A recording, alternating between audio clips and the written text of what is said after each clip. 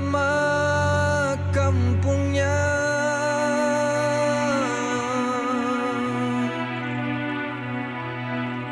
Sudah diterangkan pada mulanya.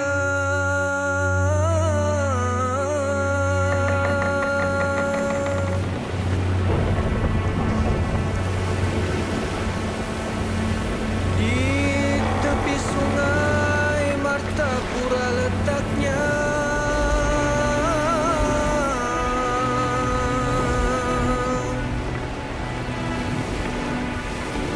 Menuju Banjarmasin arah tujunya.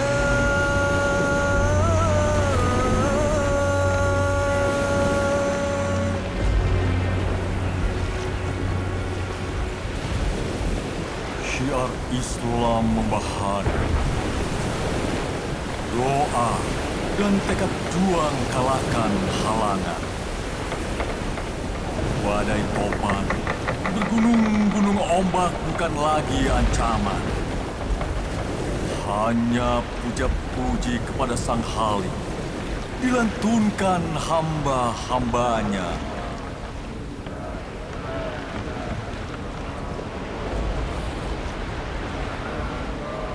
Mengembara di alam kontemplasi, menyeruak, memaknai perjalanan batin. Junjung kalimat tauhid, dinakodai kecintaan yang sempurna. Alhamdulillah, wa la ilaha illallah, wallahu akbar, subhanallah, walhamdulillah, wa la ilaha illallah, wallahu akbar.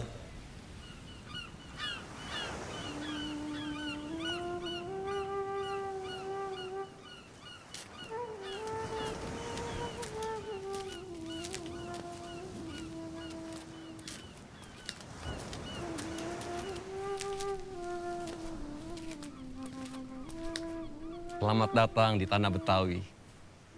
Tanah di mana banyak masjid yang dibangun oleh wali-wali Allah.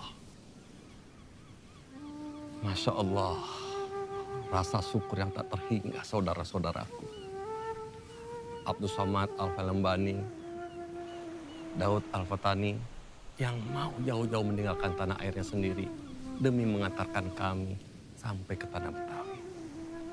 Sebelum Syekh Muhammad Arsad dan Abdul Wahab bertolak ke tanah Banjar. Sungguh berat nian rasanya melepas sahabat sekalian yang telah suka duka menuntut ilmu bersama selama ini.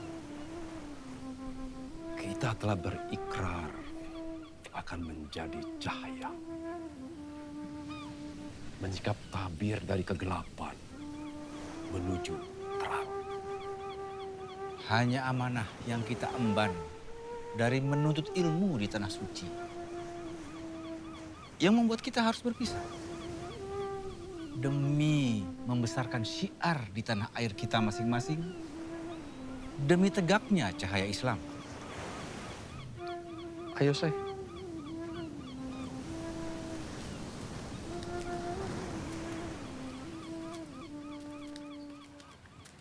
Assalamualaikum. Waalaikumsalam. Sungguh suatu sambutan yang sangat meriah dari Syekh Abdullah dan para ulama-ulama Jawi, penegak panji-panji Islam yang dimuliakan Allah. Hati ini bersimbah rasa haru tak terkira. Hari ini, keberkahan meliputi tanah Betawi. Alhamdulillah. Atas kehadiran ulama-ulama Al-Mukarram dari tanah Haramain yang dicintai Allah beserta malaikat penghuni langit. Mari masuk.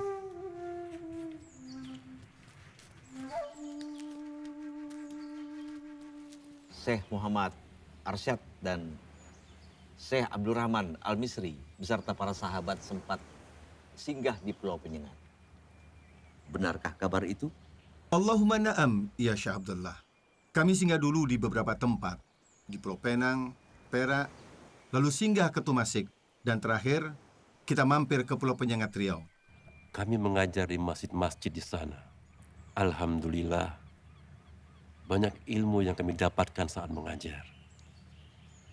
Sultan Riau sangat mendukung syiar dakwah di sana. Bahkan sebagai rasa syukur kepada Allah, beliau berkenan memberikan buah tangan yang elok kepada kami sebagai tanda kenangan dan rasa syukur.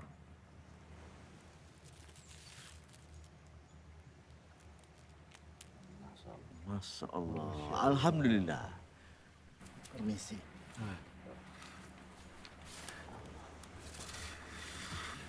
Selama di Tanah Suci, siapa guru-guru dan syekh-syekh antum sekalian? Di Mekah, Ana dan Syekh Abdul Somad belajar fikih kepada Syekh Athaillah bin Ahmad Al-Misri Al-Azhari. Atas izin Syekh Athaillah, kami pergi ke Mesir lewat Madinah. Di Madinah ini kami bertemu Abdul Wahab Bugis dan Abdurrahman Al-Misri Al-Batawi. Ya, Syekh Muhammad bin Sulaiman Al-Qudri, guru fikih kami. Dan beliau menyarankan agar Muhammad Arsyad bin Al-Banjari dan Abdul Qudus Somad Al-Falembani tidak melanjutkan belajar di Mesir. Karena beliau-beliau dianggap sudah mampu dan berilmu. Bahkan guru-guru di Mesir sudah tidak ada yang mampu lagi untuk memberikan ilmu kepada mereka berdua. Guru tasawuf kami berempat adalah Syekh Muhammad bin Abdul Karim As-Saman Al-Madani.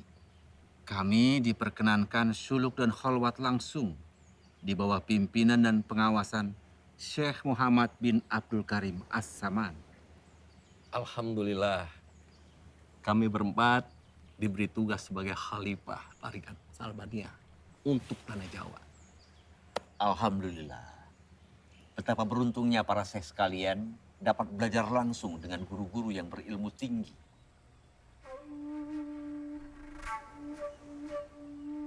Masjid ini kurang tepat arah kiblatnya. Berita yang Ana dengar tentang banyak arah kiblat di tanah Betawi yang tidak tepat tampaknya benar.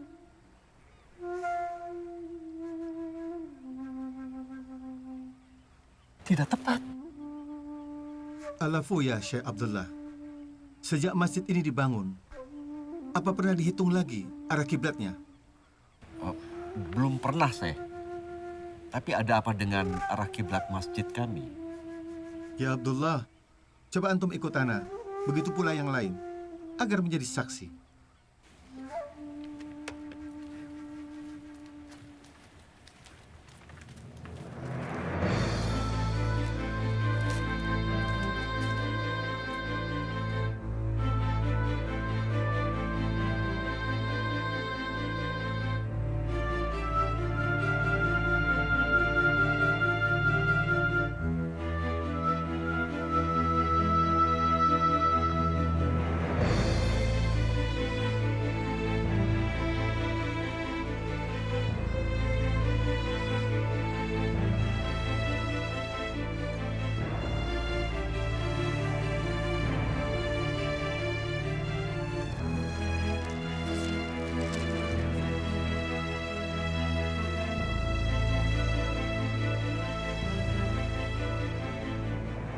Salah satu titik sudut segitiga bola trigonometri ini adalah letak kota Mekah.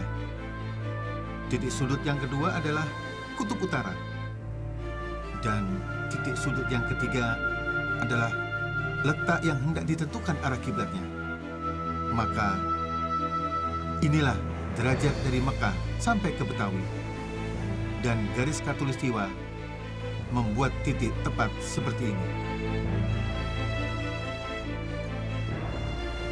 Nah, inilah letak arah kiblat. Seharusnya 25 darajat lebih ke kanan dari letak sekarang.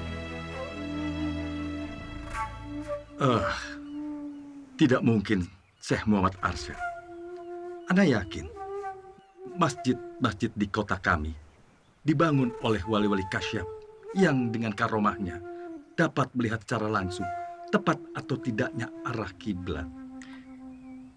Tidak mungkin ada kekeliruan. Oleh sebab itu, dilarang untuk mengubahnya. Tidak ada larangan untuk membetulkan arah kiblat pada masjid-masjid yang keliru. Walaupun masjid itu dibangun seorang wali. Wali bisa saja keliru. Hanya Nabi dan Rasul yang maksum. Mereka seketika dipelihara Allah dari salah dan dosa. Ya, hanya Nabi dan Rasul yang maksud. Dulu di negeri Yaman, sebagai bentuk ijtihad para ahli fikih ketika menggeser mihrab sebuah masjid yang dibangun oleh seorang wali dengan nama panggilan Abu Saif. Benar apa yang disampaikan oleh Syekh Muhammad Arsyad. Dan bukan rahasia. Banyak masjid-masjid yang dibangun oleh kaum muslimin di daerah Khurafah dan pedesaan Mesir. Dan kemudian difatwakan oleh ulama wajib untuk digeser. Fakta-fakta yang terjadi menggambarkan bahwa tidak ada larangan mengubah arah kiblat sebuah masjid. Jika apabila ada kekeliruan, maka wajib kita merubahnya. Meskipun masjid itu dibangun oleh seorang wali Allah. Islam sangat menjunjung tinggi keilmuan yang dihasilkan oleh ijtihad atas nama takwa. Dan Allah sangat menyenangi orang-orang yang berakal, beriman, mensyukuri semua ciptaannya dan kebesarannya. Oleh karena persoalan tadi, kami mendengar dan kami taat. Sami'na wa ata'na. Alhamdulillah.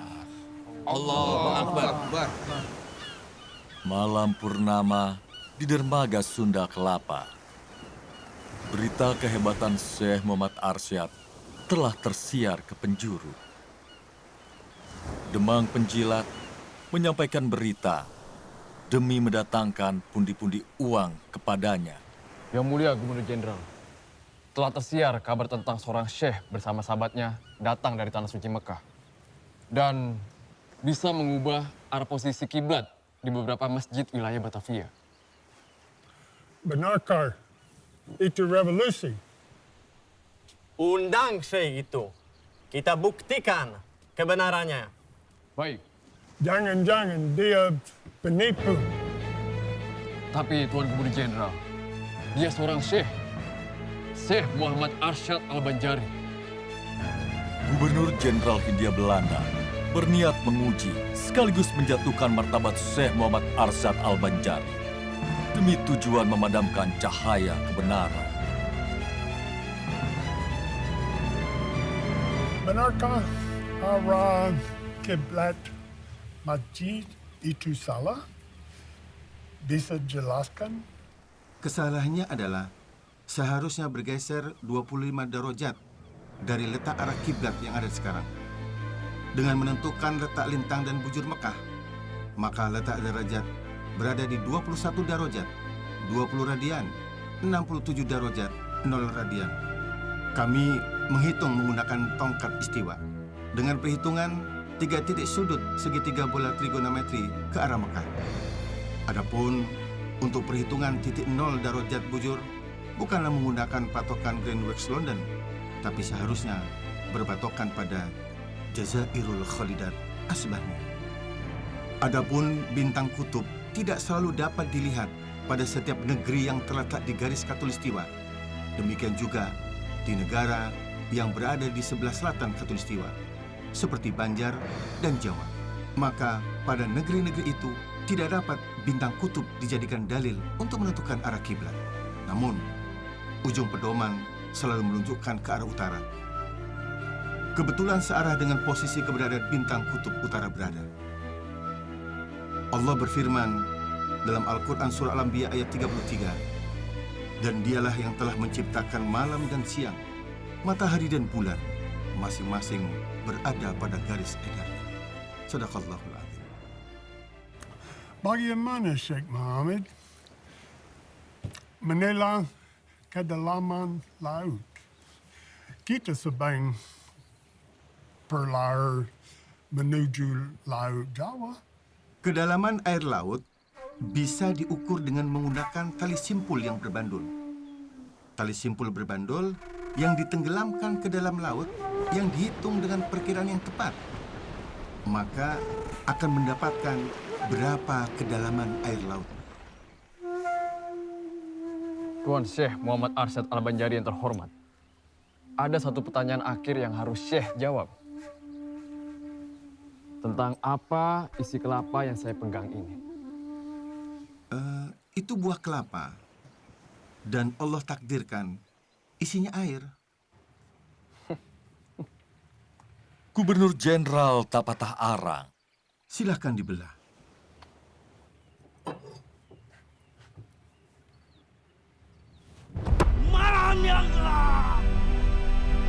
Malam purnama menjadi saksi kelicikan Demang atas restu sang gubernur.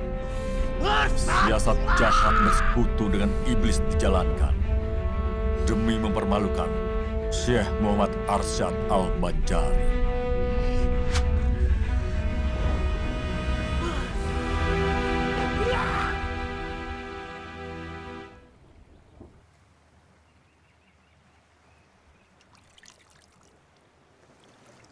Ahli-ahli sihir itu tidak memberi mudorot dengan sihirnya kepada siapapun, kecuali dengan seizin Allah.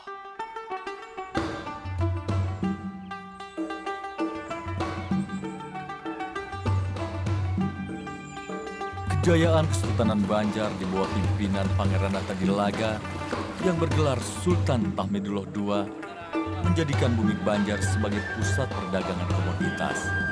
Lada hitam, madu, rotan, emas, intan, damar, hingga kulit binatang.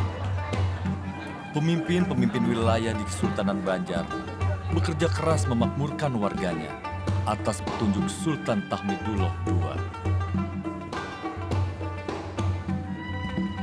Wahai rakyat Banua Banjar, dan sanaku barataan, Allah Subhanahu wa Ta'ala mengutus kekasihnya Muhammad Sallallahu Alaihi Wasallam dengan membawa ayat-ayat suci Al-Quranul Karim yang mengajarkan akhlakul karimah kepada kita semua.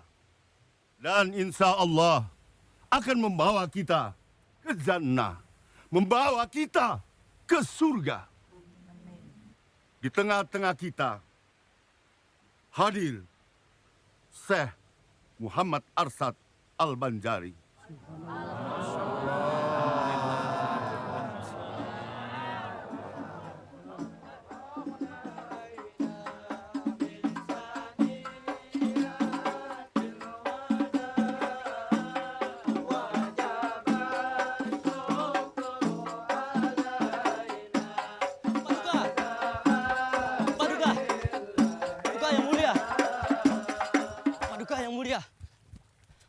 Paduka yang mulia, Tuan Guru Muhammad Arsyad yang kita cintai telah tiba di tanah Banjar. Apa benar kabar yang saya dengar ini? Benar, Paduka yang mulia. Sekarang di mana Syekh Muhammad Arsyad berada? Kabar ini ulun dengar dari teman masa kecil beliau yang baru saja tiba dari dermaga. Mereka sempat bertemu di Sungai Barito ketika Tuan sedang bersandar sejenak di dermaga Muara Sungai. Dan tak lama lagi, Paduka, Tuan Guru Muhammad Arsyad akan tiba di dermaga Martapura. Ini sebuah berita gembira.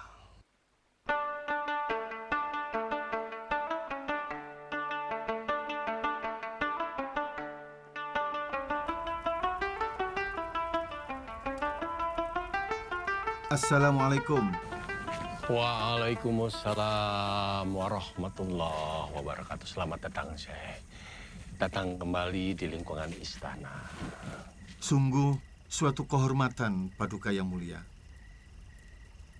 Ulun sama sekali kada mengira jika Sultan berkenan menyambut sendiri kedatangan ulun. Ini seperti Datuk lihat, kami rutin mengadakan badadamaran setiap malam salikur di bulan Ramadan. Begini, Datuk, memerlukan ulama berilmu untuk membimbing umat mengenal Allah dan mencintai Islam sebagai pedoman hidupnya. Karena itu, bertumpuk harapan kami limpahkan kepada Datuk agar rakyat Banjar terlepas dari kebodohan dan menjadi umat yang bertakwa. Karena kami yakin Datuk adalah ulama penegak panji Allah. Tak terasa, kurang lebih 30 tahun Ana meninggalkan Martapura.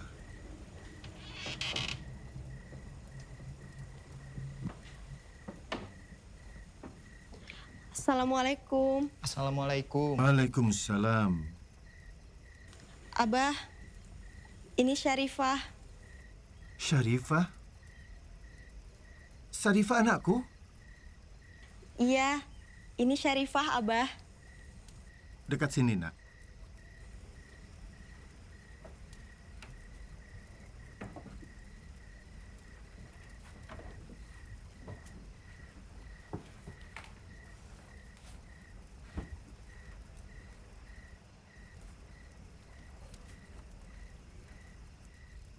Seperti mimpi rasanya bertemu Abah. Selama ini, Mama hanya bisa menyabarkan Syarifah. Bila Syarifah rindu dengan Abah. Syarifah, Ikam sudah ganal, nak. Lawan Bungas lagi. Waktu di Mekah, Amang Jainal memberikan cincin milik Ikam, Syarifah. Tanda Ikam itu sudah ganal, nak. Dan Ikam nakai sudah wayahnya untuk menikah. Abah, Ulun sudah dinikahkan dengan seseorang oleh Sultan. Ini Usman, suami Ulun. Mohon restu Abah untuk pernikahan kami. Abah juga sudah menikahkan Ikam, Syarifah, lawan Syekh Abdul Wahab di Mekah.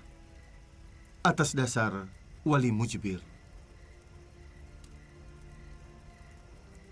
Wali Mujibir itu adalah orang yang berhak menikahkan perempuan yang ada di dalam kekuasaannya tanpa izin dan ridho dari perempuan tersebut. Dalam hal ini, Syarifah adalah anak kandung Abah Muhammad Arsyad. Hadanglah, ada satu cara untuk menangani masalah ini. Kita lihat siapa yang lebih dahulu menikah lawan Syarifah, apakah Abdul Wahab atau Usman? Abah akan menggunakan dengan cara menghitung ilmu falak. Siapa yang terhitung lebih awal tanggal pernikahannya, maka dia yang sah menikah dengan Syarifah putriku. Dan keputusan ini harus diterima oleh semua pihak dengan hati ikhlas. Apapun hasilnya, aku menerimanya dengan ikhlas. Begitu pula Ulun, Abah. Ulun terima saja takdir dari Allah, Abah.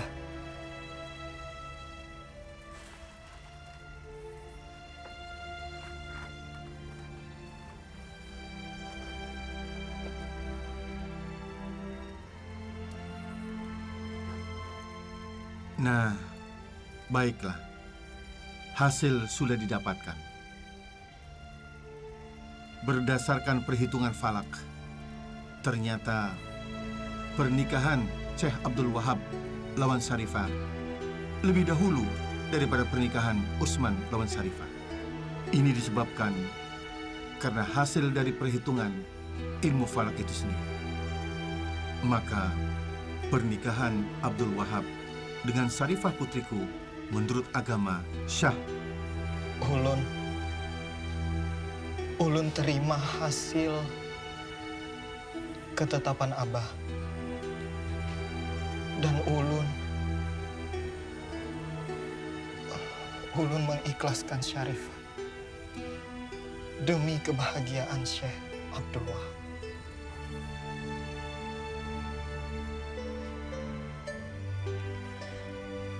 Syarifah menerima keputusan Abah. Karena itu sudah kehendak Allah.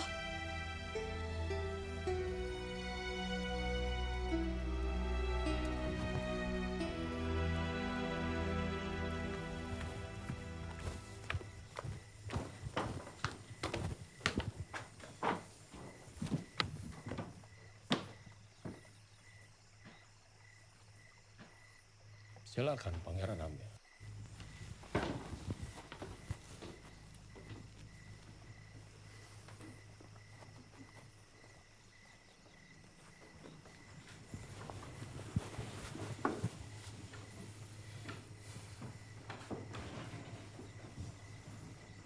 Sudah saatnya Paman Pangeran Natadilaga menyerahkan kesultanan padaku untuk menjalankan pemerintahan Kesultanan Banjar. Pangeran Amir, takdir Allah sudah ditentukan. Aku Pangeran Natadilaga yang sekarang bergelar Sultan Tahmidullah II telah membangun peradaban negeri Banjar hingga maju seperti sekarang ini. Apabila negeri Banjar dijalankan oleh orang yang salah, maka Kesultanan Banjar akan hancur dalam waktu singkat. Itu hanya alasan Paman. Lalu bagaimana dengan wasiat abah kami?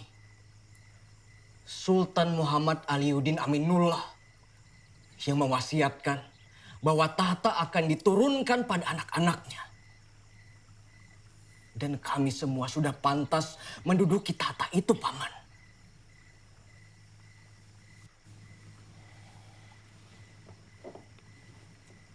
Akan aku berikan apa yang pangeran minta. Menikah dengan putri-putriku. Harta yang pian inginkan. Jabatan di pemerintahan semua akan aku kabulkan. Tapi masalah tahta tidak akan aku serahkan. Aku pemegang penuh kekuasaan di Kesultanan Banjar. Aku pemimpin yang diangkat atas berkat Allah.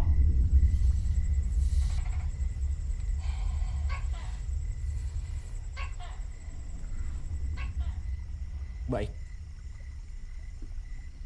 Baik, Paman. Kalau memang tahta tidak akan diberikan kepada ulun, maka izinkan ulun untuk diberangkatkan ke Tanah Suci melaksanakan ibadah haji.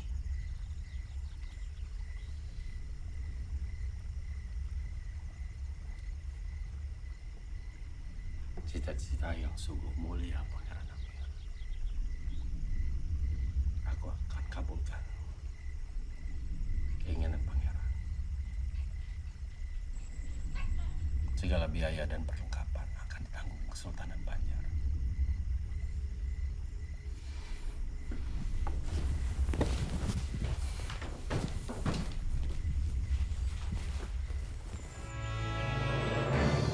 Perebutan kekuasaan terjadi. Pangeran Amir, anak Sultan Banjar Muhammad Aliuddin Aminullah, yang gagal naik tahta pada tahun 1785, menuntut hak tahtanya. Namun tuntutan itu tidak diindahkan oleh walinya sendiri, Pangeran Natadilaga atau Sultan Tahmidullah II. Malam ini, kita rebut kekuasaan dari Sultan Natadilaga. Kesultanan Banjar ada di sini.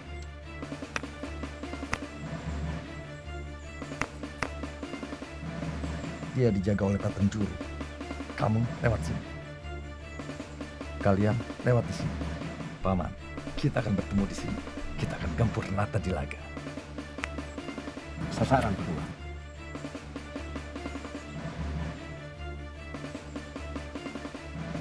Mari kita berangkat.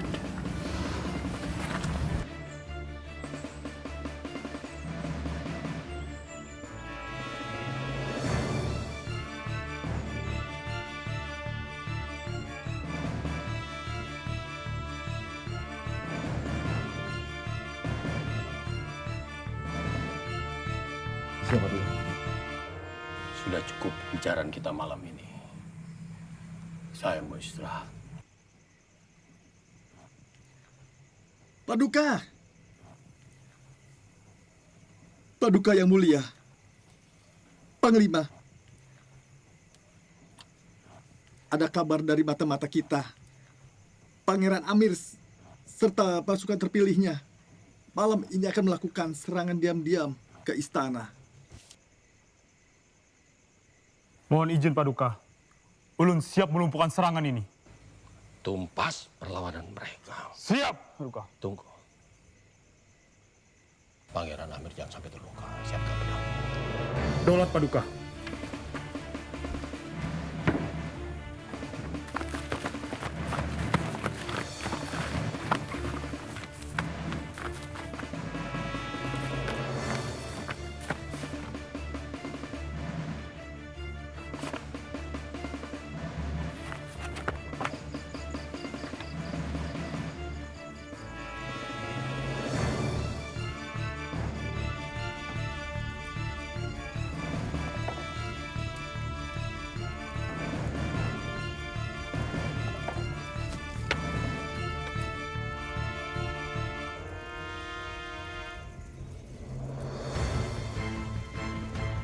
Abah kada mau umpat campur urusan tahta antara keluarga kesultanan.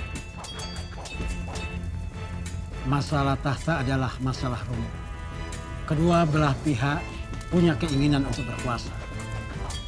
Tugas Abah hanya mengembangkan agama Islam bagi masyarakat Banjar. Ini lebih penting bagi Abah daripada ikut masalah perebutan tahta. Bagi Abah, negeri yang dipenuhi oleh insan yang bertakwa adalah negeri yang dirahmati Allah. Semoga pertikaian tahta ini cepat selesai dan tidak menjadi peperangan lagi. Peperangan mengorbankan rakyat tak berdosa. Namun, perang juga menjadi gerbang perubahan nasib suatu bangsa. Tahan. Biarkan pangeran lari. Takdir perubahan telah dicatat di Lauhil Mahfuz. Ditetapkan Allah dalam rahasianya berhasil atau gagal.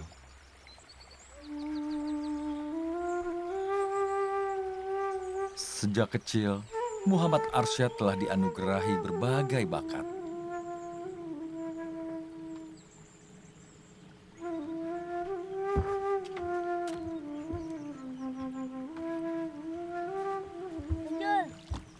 Ambil lagi.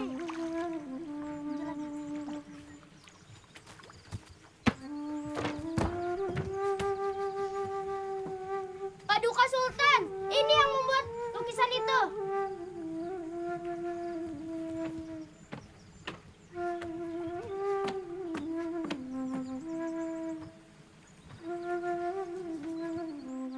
Betapa indah lukisan ini.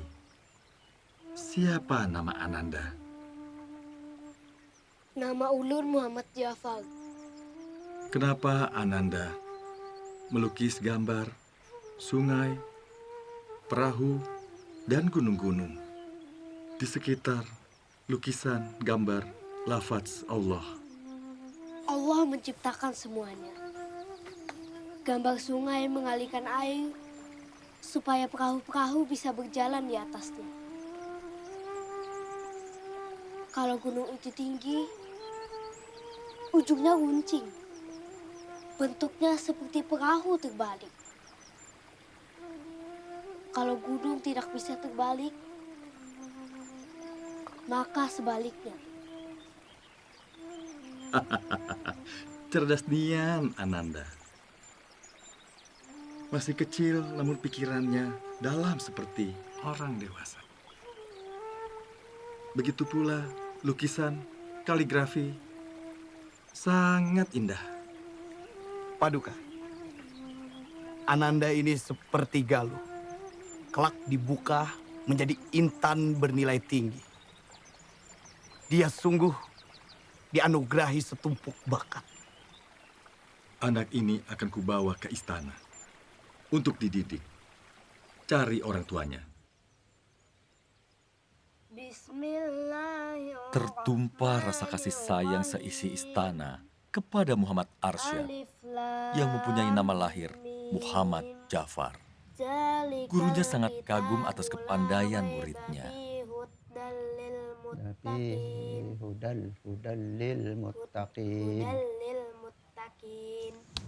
Akhlak, budi pekerti yang lemah lembut, dan sikap gemar menolong membuat teman-temannya menjadikan Arsyad sebagai tauladan mereka. Sat, ayo main logonya.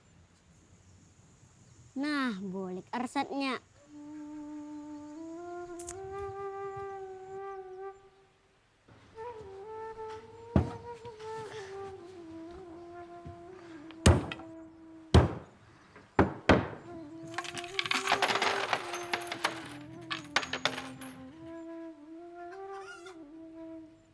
Assalamualaikum, Kai. Waalaikumsalam. Ada apa, Cok? Nina, Kai, gasan pian.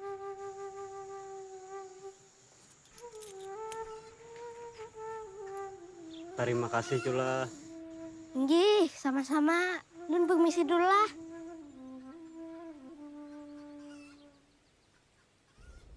Salam Paduka. Ini adalah hasil bumi dari kebun hamba. Sebagai rasa syukur, hamba berikan kepada Paduka. Alhamdulillah, tanah Banjar subur. Salam Paduka. Hamba ingin mengabarkan bahwa masalah perkebunan perselisihan di keluarga hamba telah selesai. Alhamdulillah. Terima kasih Paduka. Hamba mohon diri. Paduka. Paduka yang mulia. Baru saja keajaiban telah terjadi pada Tuan Muda Ja'far. Tubuhnya melayang di atas tempat tidur. Melayang? Apa benar? Mana ada manusia bisa melayang? Kaya ulun melihat dengan mata kepala ulun sendiri, Paduka yang mulia. Bahkan ulun memegang tubuh Tuan Muda, menadah supaya tidak jatuh. Tuan Muda juga bercerita tentang mimpinya itu. Tuan Muda baik-baik saja. Ulun mimpi ada kakek bawa ulun ke langit, Paman. Ulun terharu, Paduka yang mulia, mendengar cerita itu. Dan tak kuat rasanya menahan cucuran air mata, Paduka yang mulia. Tanda-tanda Ja'far akan menjadi orang besar, Paduka yang mulia. Dia kelak akan membawa kemajuan bagi Kesultanan Banjar. Ya. Tuhan telah menampakkan Ja'far menjadi orang besar, kelak berjasa bagi Kesultanan Banjar. Kita harus merawat anak ini dengan penuh kasih sayang, mencukupi kebutuhannya, membekalinya dengan ilmu dunia dan akhirat.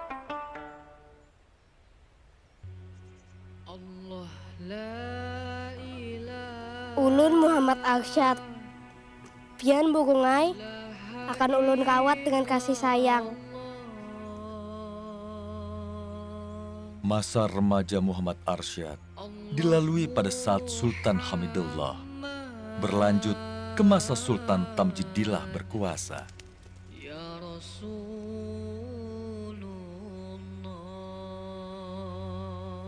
Assalamualaikum.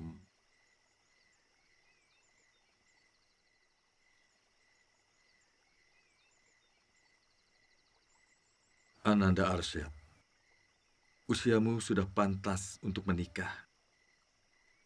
Ada seorang perempuan yang saleha yang saya pilih untuk mendampingi Ananda.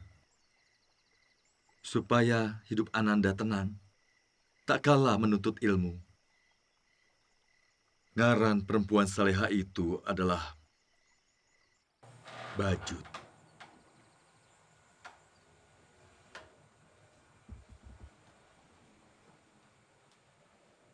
Ding, sudahkah sholat tahajud? Baru saja selesai, Kanda.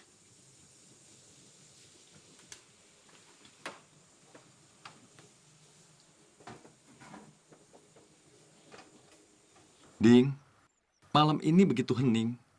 Bumi seakan bersujud. Dan angin pun serasa malu untuk bersiul lantang.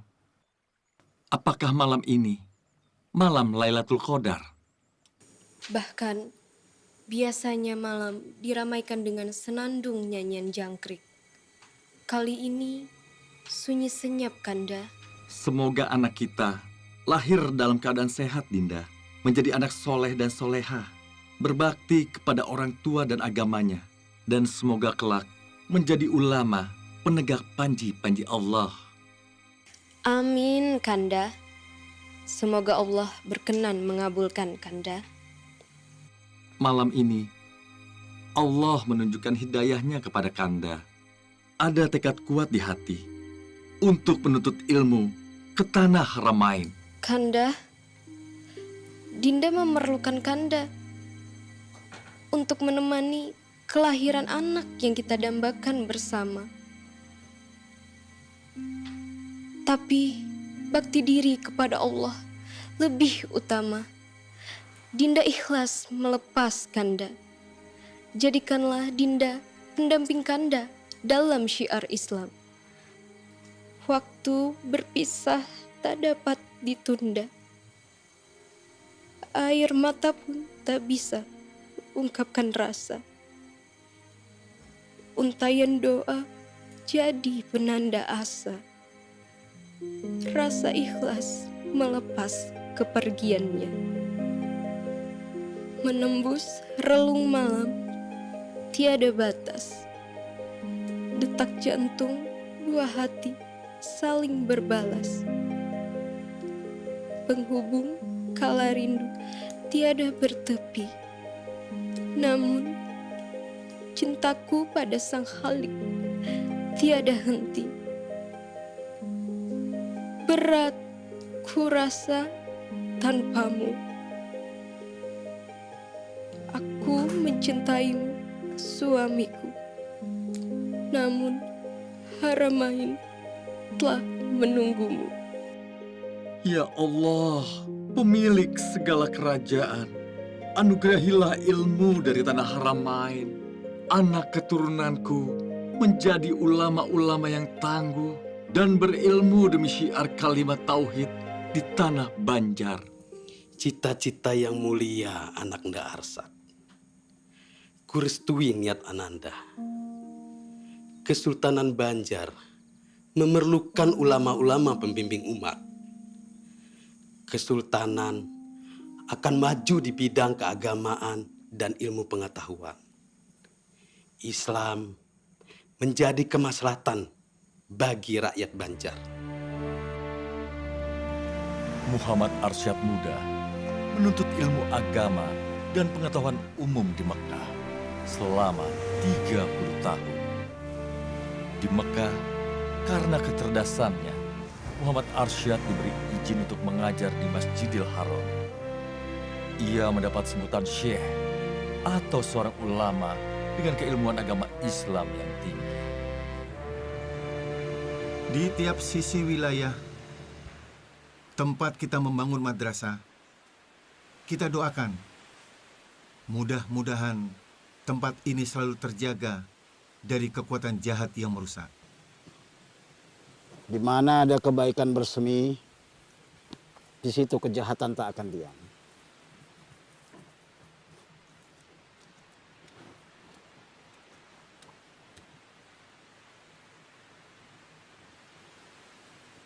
Ini yang terakhir. 4 sisi madrasah sudah selesai dipagar. Semoga dari tempat ini lahir ulama-ulama penegak cahaya Islam. Bertambahnya umat-umat bertakwa yang selalu menjunjung tinggi ilmu dan keimanan dalam menyelesaikan setiap permasalahan. Biiznillah, semua terjadi karena izin Allah. Syekh Muhammad Arsyad Al-Banjari sangat giat berdakwah ke tengah-tengah masyarakat, baik di kota maupun di desa, baik di lingkungan keluarga sultan maupun rakyat jelata.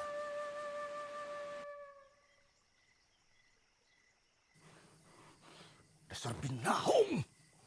Seberatan rencana Unda jadi kacau. Unda sudah hendak membangun rumah judi lawan gelanggang besaung ayam. Ini gara-gara dibangun madrasah di kampung dalam pagar. Jadi kacau. Jamu. Apa hebatnya agama? Apabila Sultan Banjar tolak menyerang ke pasir, kita serang juga secara mendadak.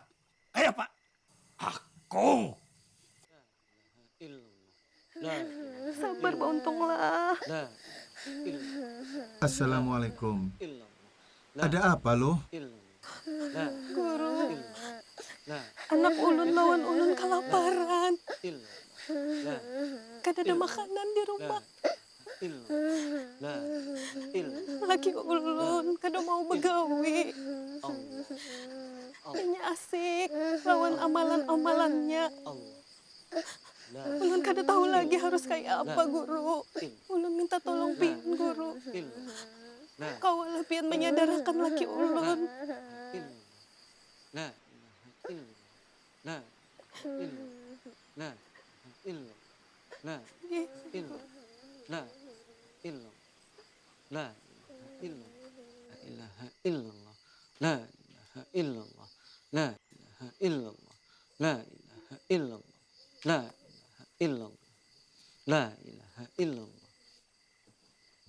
Nang, maukah Ikam menjadi orang pilihan untuk bisa bersama dengan Rasulullah di surga kaina? Inggih, ulun hendak benar bersama Rasulullah, kekasih Allah, supaya ulun kau melihat wajah Allah. Mencari nafkah itu adalah jihad fisabilillah. Berjuang di jalan Allah. Bila Ikam mengikuti apa yang Rasul lakukan, maka Ikam adalah pengikut Rasul. Dan berhak kelak hidup bersama Rasul. Rasul SAW bersabda, sesungguhnya, bila seseorang bekerja untuk mencari nafkah, serta mencukupi kedua orang tuanya, maka ia pun fisabilillah. Berjuang di jalan Allah. Bahkan baginda Rasul SAW pernah saat masih kecil mencari nafkah dengan mengembala ternak orang lain. Beliau kian mahir berdagang. Bahkan sebelum kenabiannya, beliau dikenal sebagai seorang pedagang yang sukses dan terpercaya. Maulah Ikam berjihad fisabilillah, mengikuti Rasul yang kita cintai. Inggih, ulun hendak benar jadi pengikut setia Rasulullah SAW. Mudahan Allah meridhoi niat ulun bagawi mencari rajaki gasan menghidupi anak bini ulun. Mudah-mudahan kami selamat dunia akhirat. Amin. Dunia ini hakikatnya menjadi alat untuk menggapai kebahagiaan akhirat. Abah minta maaf, nak. Abah sayang. Mudah-mudahan kita selamat dunia akhirat. Nyaman dunia akhirat. La ilaha illallah, la ilaha illallah, la ilaha illallah, la ilaha illallah, la Alhamdulillah, ulun sudah mulai mengerti yuk. Ayo cepetan masuk, nanti terlambat.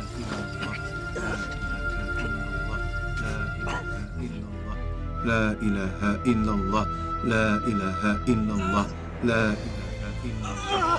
Doa-doa perlindungan dan zikir pengagungan kepada Allah menjadi benteng dari kejahatan yang mengintai.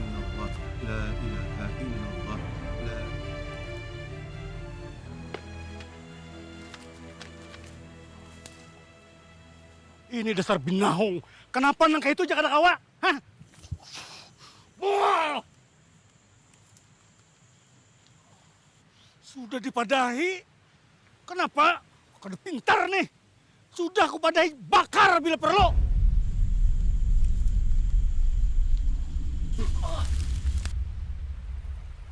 Nah, ada kalem buai. Nyaman dimakan nih. Apa mau makan kalem buai? Gitu kan aku dimakan. Haram.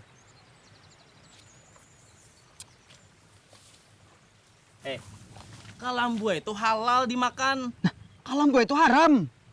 Nah, dari mana dasarnya ikam nih? Bungo dipelihara. Mau kamu nyambati bungo? Ngaranya kalem buai itu pasti haram sudah. Nah, melawan kah? Assalamualaikum. Waalaikumsalam. Tuan Guru, hati boleh panas, kepala harus tetap dingin. Bubuh nikam jangan saling menyakiti lah. Berdebat boleh aja, tapi jangan emosi, lantas lepas kendali. Bubuh nikam berdebat tentang kalembui kalau halal atau haramkah bila dimakan. Inggih, Tuan Guru. Baiklah, semua binatang banyu yang hidupnya di dalam banyu maka halal untuk dimakan. Atau juga dapat hidup di daratan tetapi kadalawas, baik dari jenis iwak maupun yang lainnya.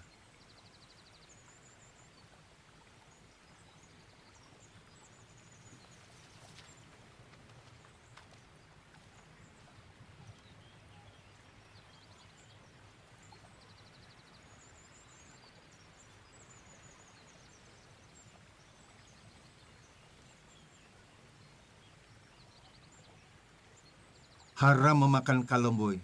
Karena apa? Karena berdasarkan kayapa hidupnya, bisa hidup lawas di banyu atau lawas di darat. Amun haleleng halal Japang dimakan, karena hidupnya lawas di banyu.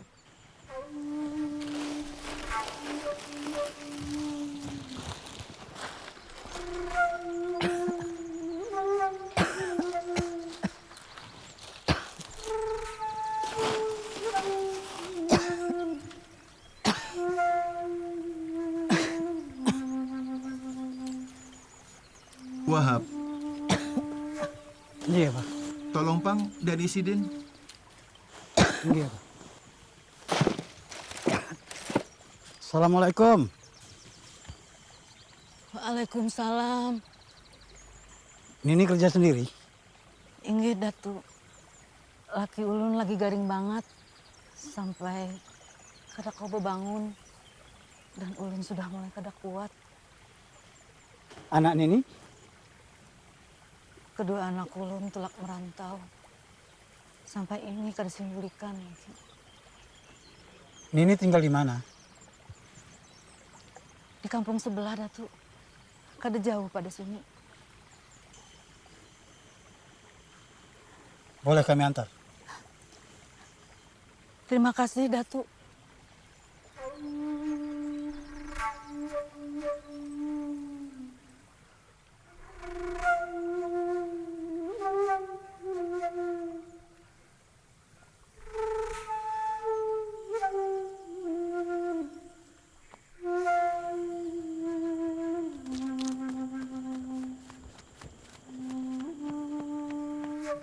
Assalamualaikum.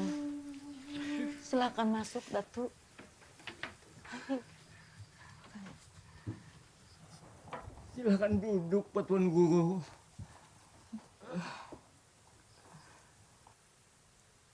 Ni, kenapa batis Kai?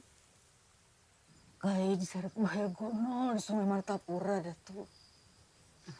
Alhamdulillah, Kai masih bisa menyelamatkan diri. Meskipun luka parah diseret buaya.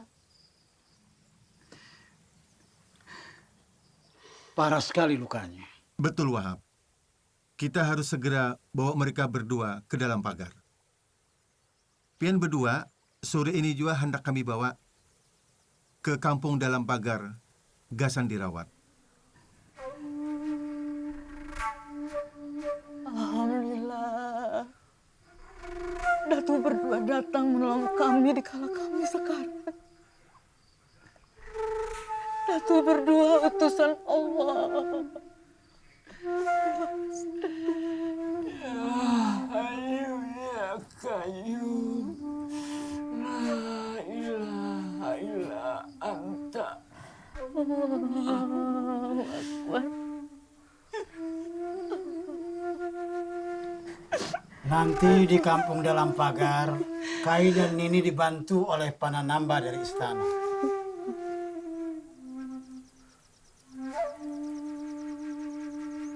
Abah, sepertinya banyak sekali persoalan di kampung dalam pagar ini yang harus dibenahi. Harus ada hukum fikih yang mengaturnya. Tuan Guru, tolonglah kami, Tuan Guru, tolong kami. Jenazah yang kami makamkan itu keluar dari liang lahat.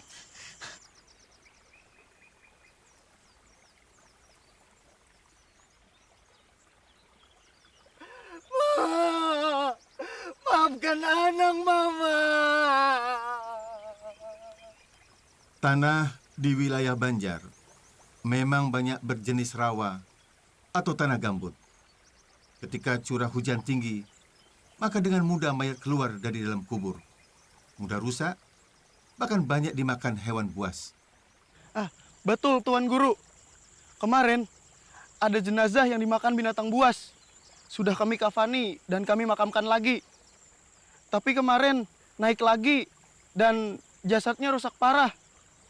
Bahkan ada jenazah perempuan yang auratnya terbuka. Katulahan. Kita semua akan ketulahan. Arwah-arwah ini sebentar lagi murka dan gentayangan mencari korban.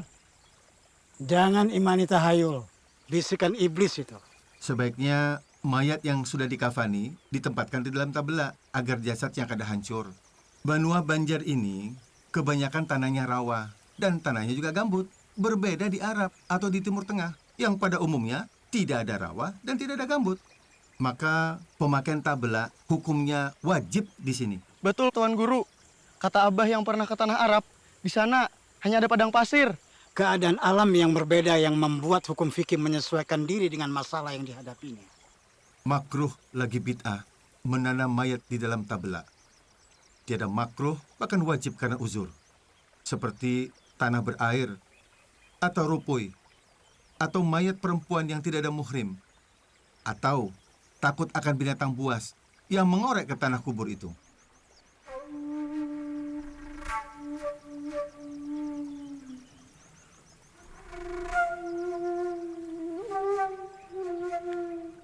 Ayo, Syekh.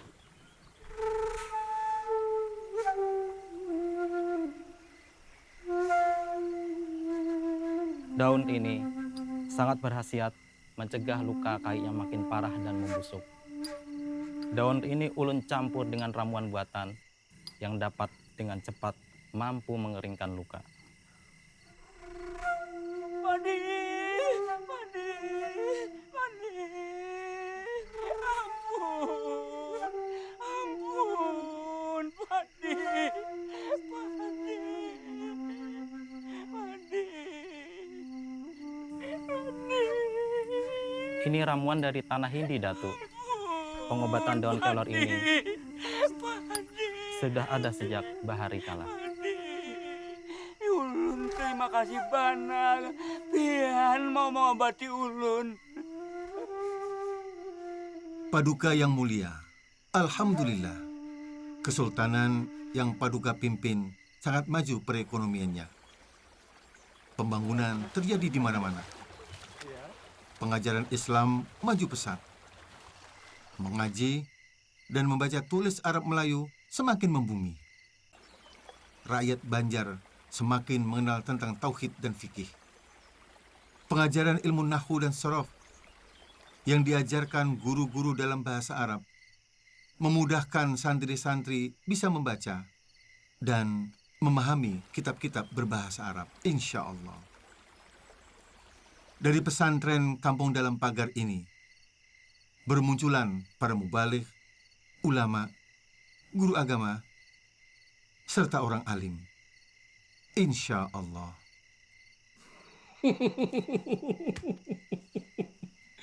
Senang sekali mendengarnya, Datuk.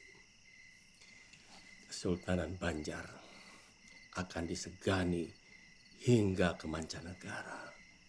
Namun Paduka Sultan, tanpa mengurangi rasa hormat, ternyata masih ada rakyat miskin yang harus disejahterakan. Apa betul, Datuk, rakyatku masih ada yang miskin? Tidak hanya miskin, bahkan ada pula yang tergolong fakir.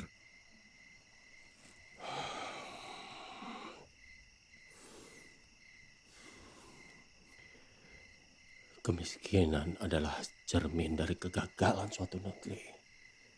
Aku sebagai penguasa Kesultanan Banjar tidak akan membiarkan hal ini akan terjadi.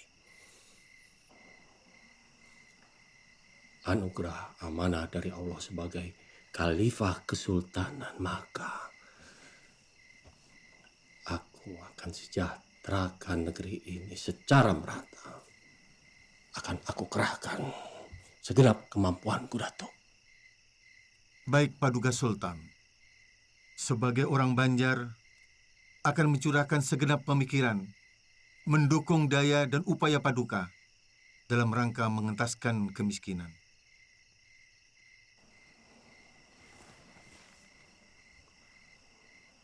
Datu punya saran. Rakyat fakir miskin. Untuk yang masih kuat mencari nafkah, kita beri kail yang mulia. Sedangkan yang tidak mampu bekerja, seperti orang lumpuh, buta, jompo, diberikan bantuan yang sifatnya rutin, sehingga kebutuhan mereka tercukupi dan layak. Melalui penyaluran zakat harta, diberikan dalam bentuk modal usaha ataupun modal kerja, bukan lagi bahan pokok yang habis dimakan. Sebuah terobosan yang bijak dan tepat guna, Datu. Khalifah Umar ibnu Khattab menyatakan, pemberian zakat hendaknya bisa mengurangi kemiskinan, sekalipun dengan memberikan 100 ekor unta. Karena tujuan zakat adalah menjadikan mereka tidak lagi sebagai peminta atau penerima zakat. Itulah hakikat dari mensejahterakan kehidupan umat. Islam tidak hanya membangun peradaban dunia, tapi juga menyelamatkan kehidupan rohi. Bagi fakir miskin yang tidak mempunyai kemampuan untuk berusaha, maka atas izin sultan, ia bisa dibelikan semisal kebun, di mana kebun itu bisa disewakan atau bisa dikelola sendiri, yang hasilnya bisa untuk mencukupi keperluan hidupnya sampai kadar umur rata-rata manusia.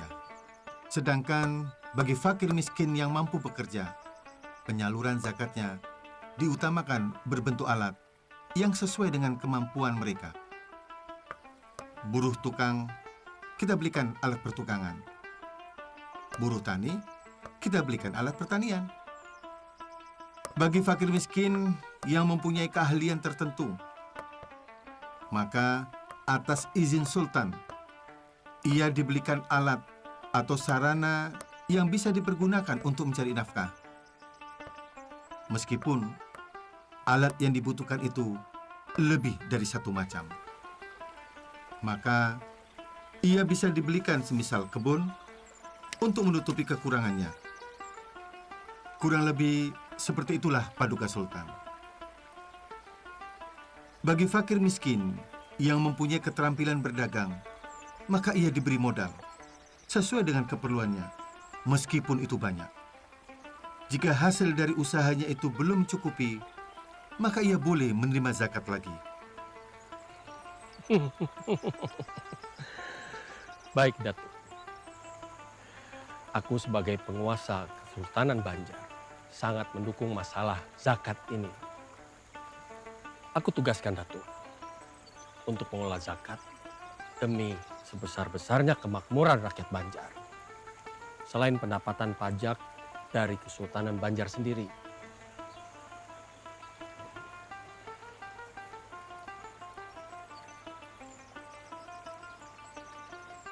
Tuan Guru! Assalamualaikum Tuan Guru! Tuan Guru! Tuan Guru! Tuan Guru!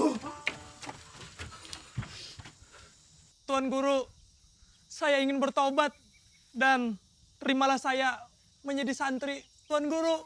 Benar Tuan Guru. Mohon kami diterima sebagai murid.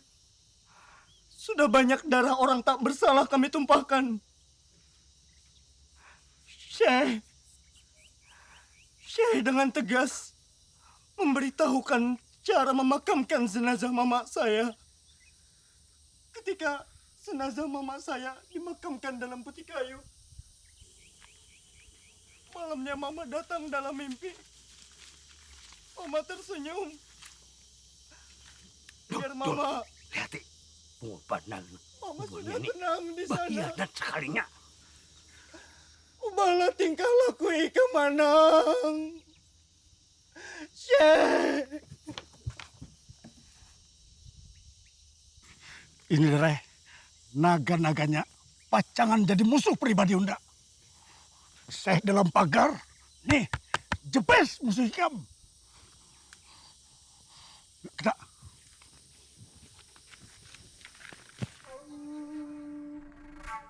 Abdul Wahab Abah baru saja membuat tanda sudetan sungai untuk membuat sungai buatan guna mengatur pasang surutnya air, mengairi sawah-sawah yang kering, menjadikan alat lalu lalang perahu.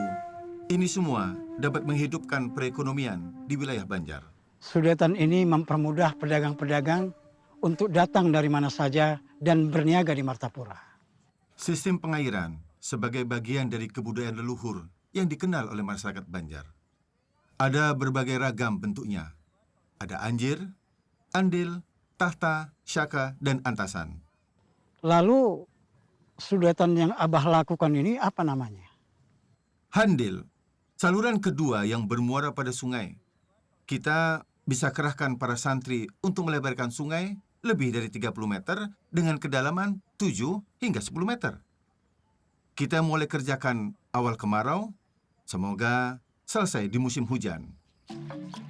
Sistem pengendali banjir berlaku sistem pasang surut yang mempertemukan Sungai Martapura dari Pegunungan Meratus dan Pegunungan Pamatun, sehingga jadilah anak sungai yang dapat mengalirkan air membelah Sungai Martapura dan Sungai Tuan. Kemudian anak sungai itu disempurnakan sehingga berfungsilah sebagai irigasi yang dapat mengatur jalannya air. Dan diperoleh lahan yang dulunya tidak subur menjadi lahan yang subur. Hingga tanaman yang mereka tanam bisa panen dengan hasil yang mengembirakan. Dan perekonomian masyarakat Banjar akan tumbuh dengan baik.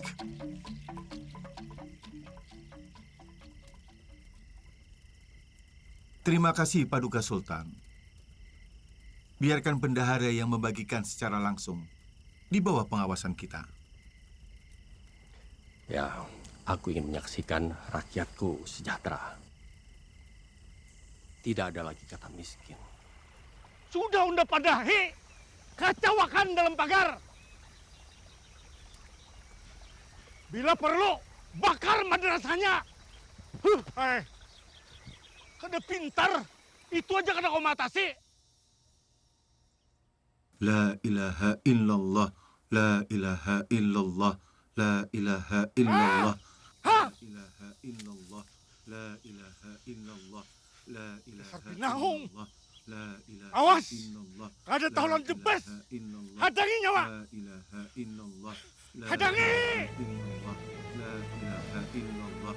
La ilaha illallah. Hari ini bertamuan. Bertamuan lo jebes. Bunuh jam. La ilaha illallah. La ilaha illallah.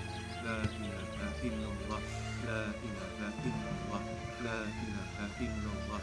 La ilaha illallah. La ilaha illallah. La ilaha illallah. La ilaha illallah.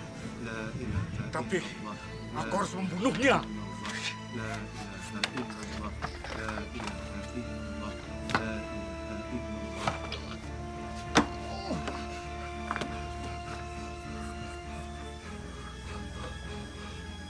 Bertobatlah sebelum waktumu habis.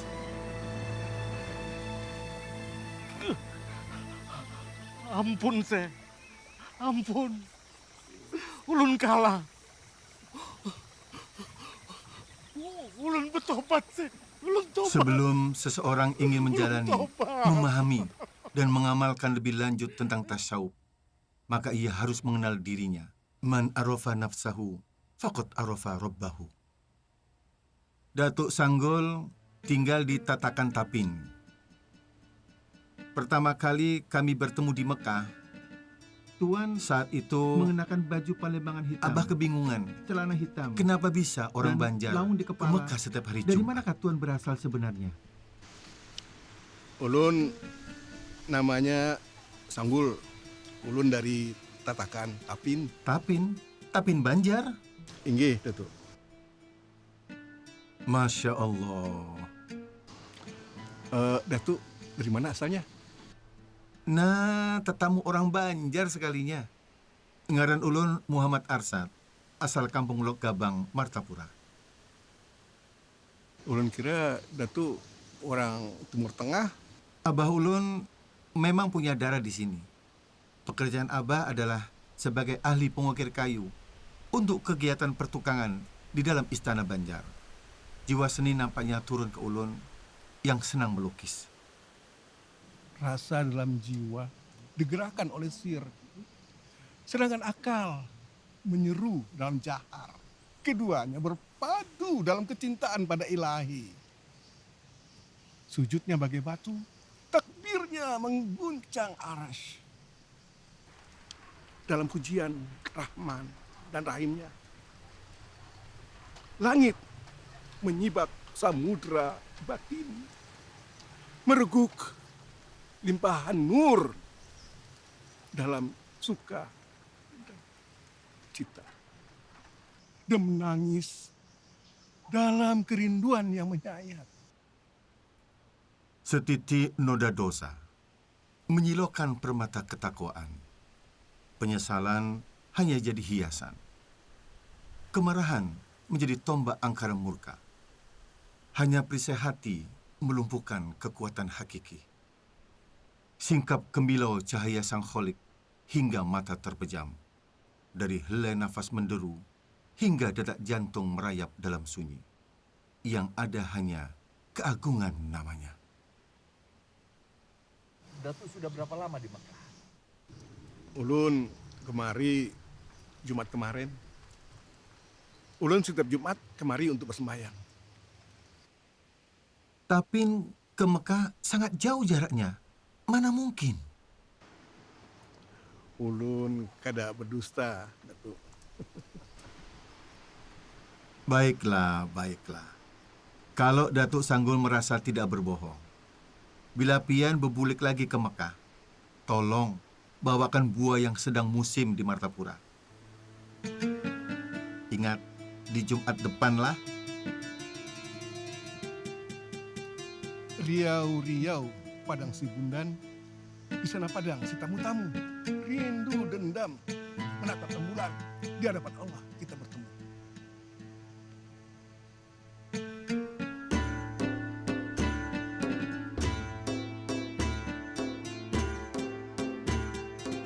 Ya, benar Datuk. Ini buah durian. Memang asli buah durian yang tidak ada di Mekah.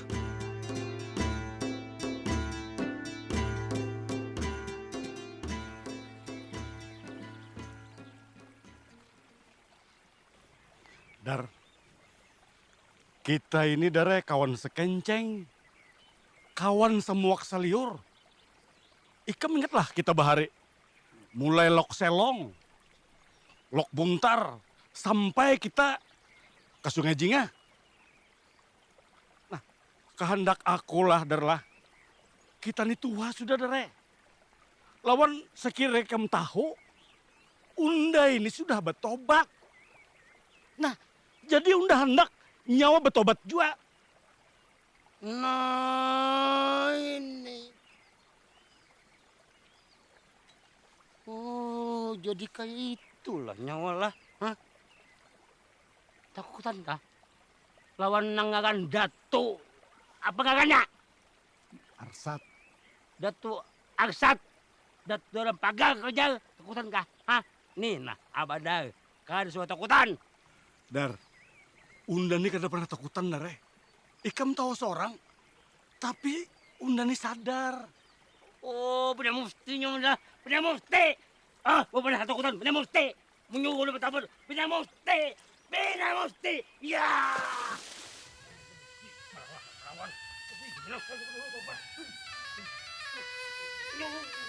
Ada main gue udah. Tobat ada muftinya mah. Apapun ini kada main udah tobat apa-apa itu. Karawa, pokoknya ini. Apa nyawa cengang-cengang? Hah? Apa nyawa cengang-cengang? Sini. Jangan.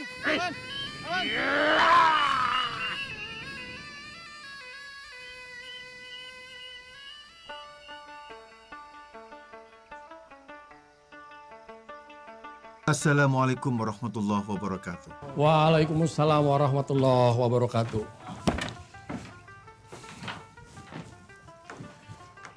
Begini Datuk, banyak permasalahan tentang fikih yang harus dijelaskan kepada masyarakat. Aturan-aturan fikih sangat membantu tatanan hidup rakyat Banjar. Apa Datuk Kalampayan bisa membuat aturan-aturan fikih yang nantinya bisa menjadi pedoman hukum, sehingga rakyat Banjar bisa semakin mudah mengenal aturan-aturan dalam Islam? Daulat Paduka Sultan, ulun memang punya rencana untuk menulis sebuah kitab.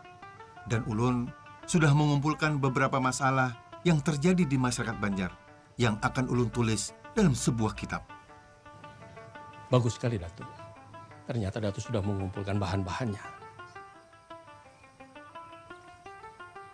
Dulu saat ulun di Madinah, ulun sempat berdiskusi dengan Syekh Muhammad bin Sulaiman Al-Kurdi tentang masalah sultan-sultan di Tanah Jawi yang mewajibkan rakyatnya untuk membayar pajak dengan maksud untuk kemaslahatan bersama. Apakah itu boleh? Tanya ulun ke beliau. Lalu apa jawaban Syekh Sulaiman? Syekh Sulaiman Al-Kurdi menyatakan, boleh apabila untuk kemaslahatan. Bagi orang-orang yang tidak sholat Jumat dan sholat 5 waktu berjamaah, maka dikenakan denda oleh sultan. Intinya, beliau menjelaskan bahwa sholat Jumat itu jelas hukumnya fardu ain. Sementara sholat 5 waktu berjamaah berdasarkan pendapat yang kuat hukumnya fardu kifayah. Dan kata Syekh Sulaiman, wajib mengikuti perintah pemimpin selama perintah itu tidak menyalahi syariat.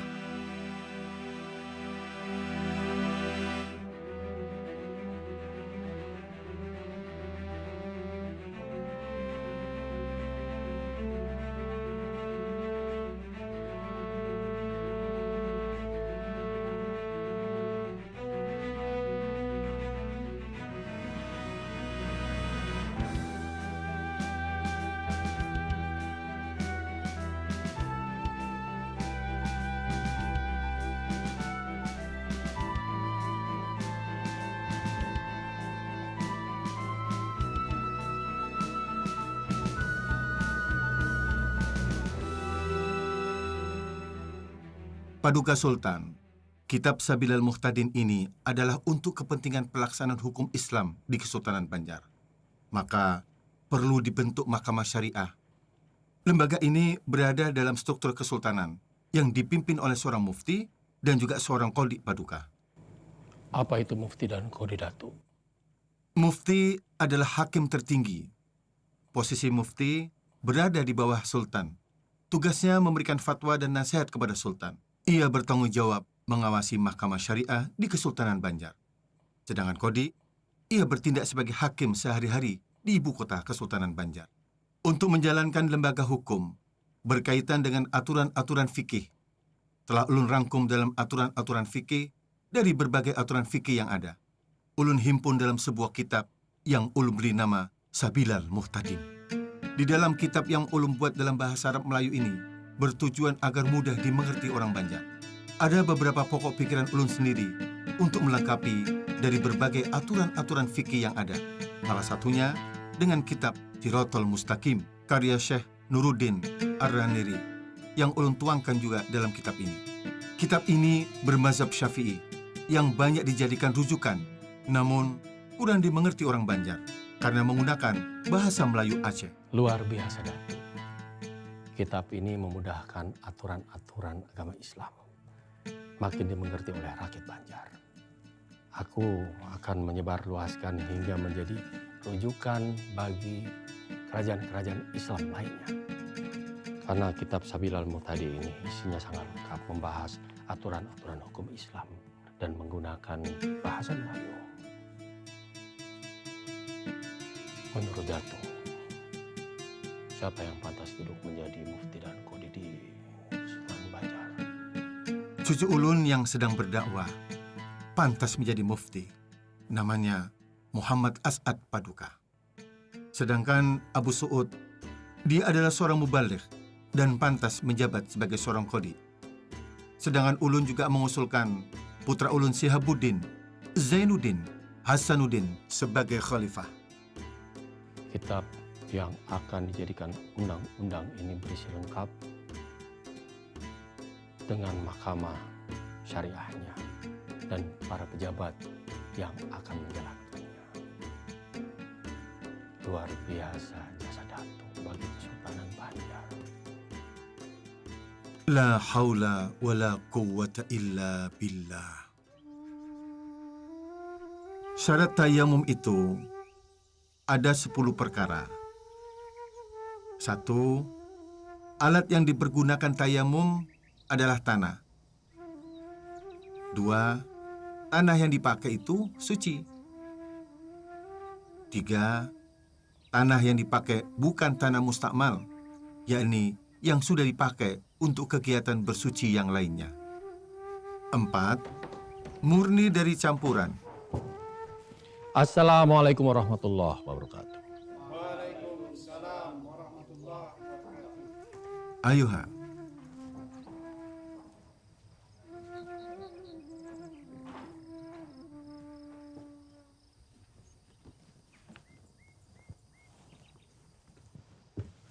Hormat saya buat Datuk.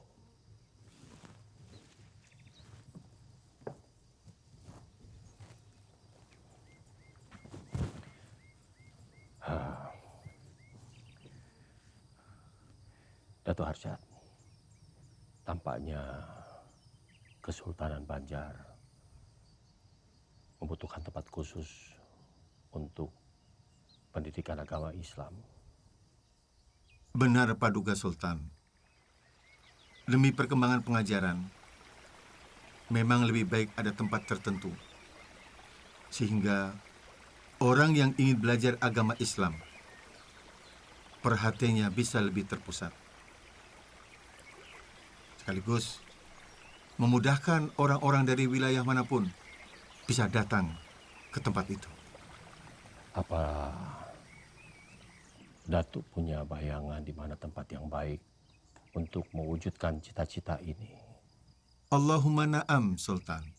Ada di daerah pesisir sungai, tak jauh dari sini. Cocok untuk dijadikan tempat pusat pengajaran. Selain tidak jauh dari pusat kesultanan, area itu juga dilalui Sungai Martapura. Ini memudahkan untuk jalur lalu lintas perahu. Baik, Datuk. Saya akan berikan tanah Lunggu.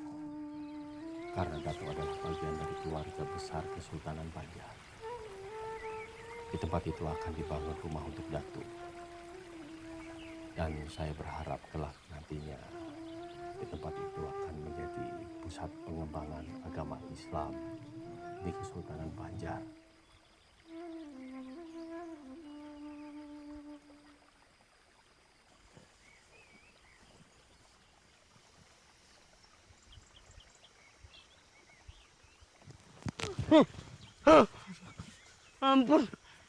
Ampun Paduka, ampun Sultan. Hukum mati Abadar atas kejahatan pembunuhan yang dia lakukan. Tidak.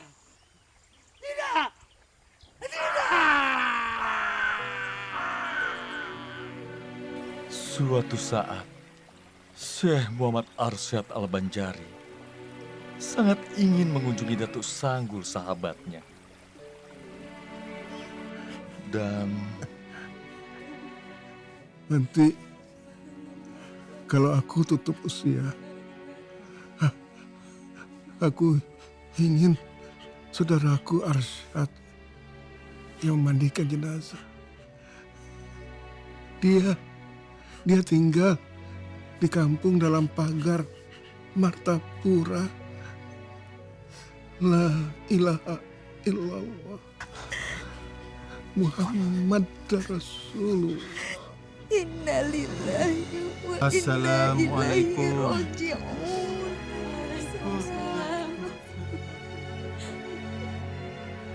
Tarekat Samania sangat menganjurkan mendirikan sholat dan memperbanyak zikir.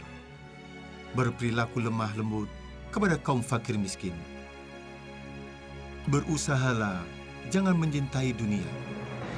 Mengurangi peran akal basyariah. Sebaliknya, meningkatkan peran akal rubaniyah. Dan bertauhid kepada Allah pada zat, sifat, dan af'alnya.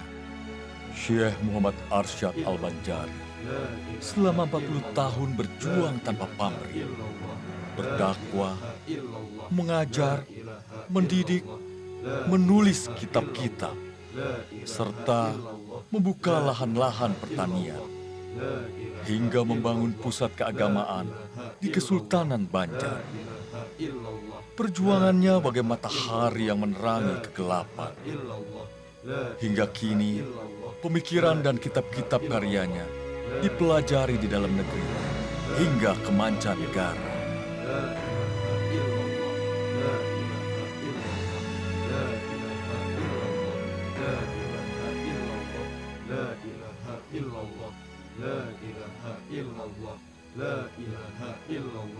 La ilaha illallah.